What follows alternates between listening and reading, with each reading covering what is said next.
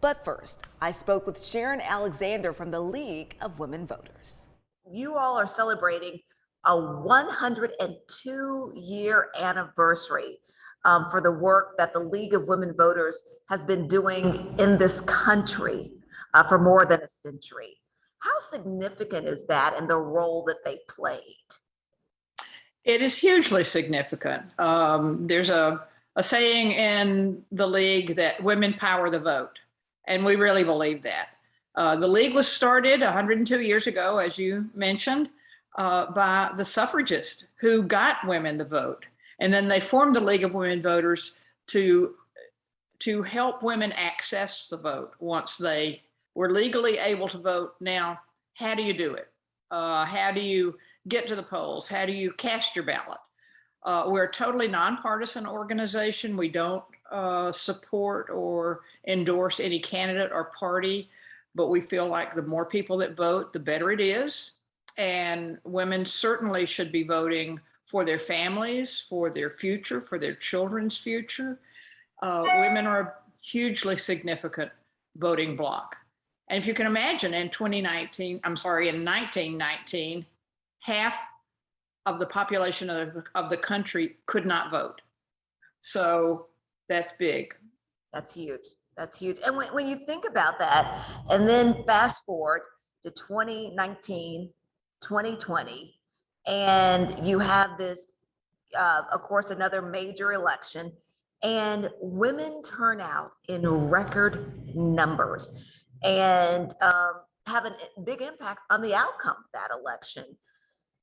You know, when you saw that, and the first woman vice president elected in this country, do you feel that there is still more work, though, for the League of Women Voters to do when it comes to making sure, again, that all women have that equal access and realize their power at the ballot box? Absolutely. And women of color, particularly, and young women. Because as we tell our students when we're registering students in the high schools and trying to impress upon them their responsibility as a citizen to vote, the people that are always at the polls are the old people. And students, young people, 18, 19, 20-year-olds, even 40-year-olds that don't vote are allowing their grandparents to make their choices about what kind of world they'll live in.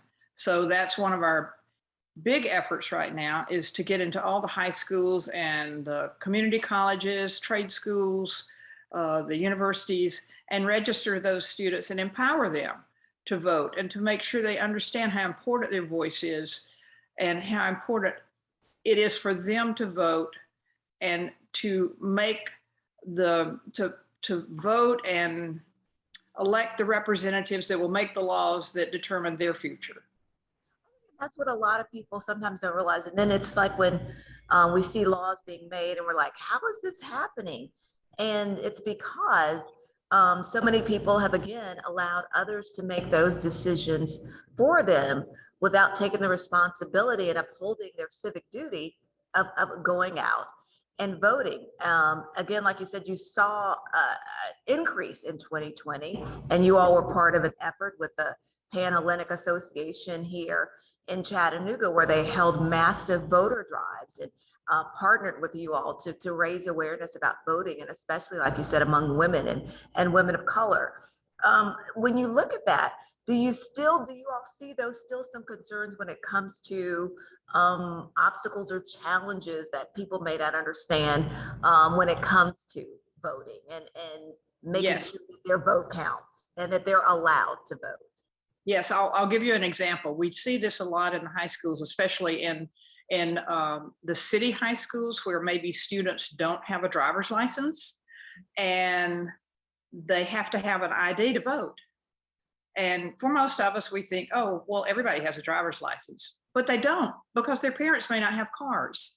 And there is no, the only place you can get an ID, a federally issued ID, which is your ID card instead of your driver's license, is to go to the DMV. The DMV is not served by public transportation. So how are they supposed to get there to get an ID to be able to vote? And that's just one thing that most of us that have access to things, that have privilege and a little bit of money and have cars, we don't think about that. It's harder for poor people or inner city people to get the IDs and the credentials they need to vote. So that's something we still need to work on. And is that part of the mission? Like, because when you think of that, and people always say voting should be as easy as possible, and everyone should have access to the ballot box, and there shouldn't be hurdles and challenges put in place when it comes to people voting. Is that one of the issues that you see as the League of Women Voters, that is still something out there to work on and to improve? Yes. Things like where the polling places are located, where the early voting places are located, how easy it is to get to the polls, how much time is allowed for early voting, so that people that work and maybe have to work on election day could still get there on a Saturday and get there easily. Are they served by public transportation, these polling places?